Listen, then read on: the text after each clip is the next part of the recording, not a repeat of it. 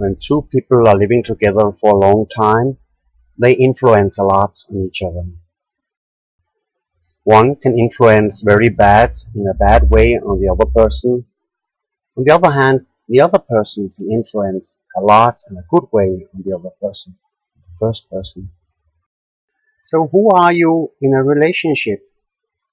You see, when you live close together with another person, that person can drag the whole spirit out of you.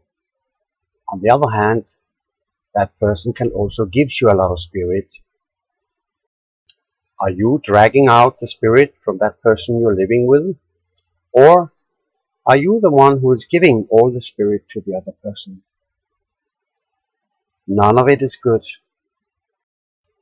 To know who you are, you need to have a balance in a lot of different kind of things.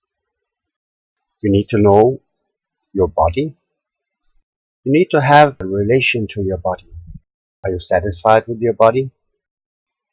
If you're extremely skinny, that will give you like an identity in relation with other people.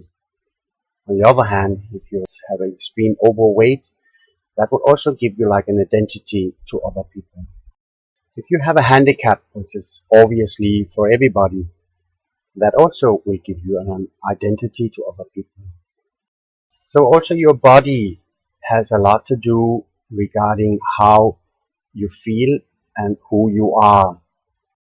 When you meet people on the street, the first impression of you will be the first couple of minutes they're talking to you. That also will tell you who you are. Especially your relationship to all sorts of people in general. That is something which tells you who you are. This is something which gives almost all people problems. So in order to know who you are, it's very important to find a balance with yourself. A balance through over the mind to the body, and I would like to say to the soul too. That comes from the childhood, through over the memories you have there. And it comes through the things which you're building up in your life right now and have been building up, and also where you want to go in the future.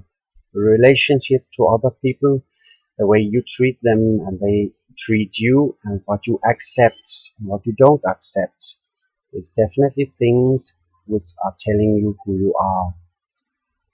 So the basic in all of this is that this is not about changing you. It's not about changing other people.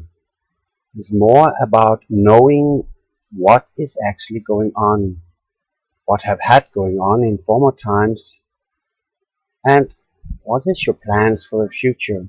It's called hope. No one can live without a hope. No one can live without a goal for their life.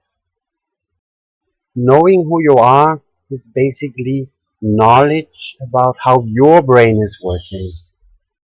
Deep knowledge of why things perhaps went wrong in former time and in the past, and why you're not stopping things which has to be stopped perhaps right now. Life is like a fluid liquid, like water. If you have water somewhere where it doesn't get any kind of oxygen or any kind of new water coming to it all the time, the water will be like rotten. There's no ecosystem in the water. The water will be rotten, green, and it will be smelling bad, and it's not an environment nobody wants, and even fish can be in. On the other hand, if water gets new water, fresh water all the time, coming and going into that, for instance, a lake, you have a very healthy place to live for all sorts of organisms. And that is actually how knowing who you are is, to get new water into your life all the time, renewing things all the time, and consider things all the time. By surrounding yourself with people who accept you to renew things all the time, by you working hard on renewing things all the time, that way it keeps you alive and it helps you to find out who you are. Because the one you were yesterday will definitely not be the one you are tomorrow. Trust me. And if you decide to do nothing at all, just to accept that you're depressed, you will still be somebody else out there in the future. And that could be somebody you don't want to be.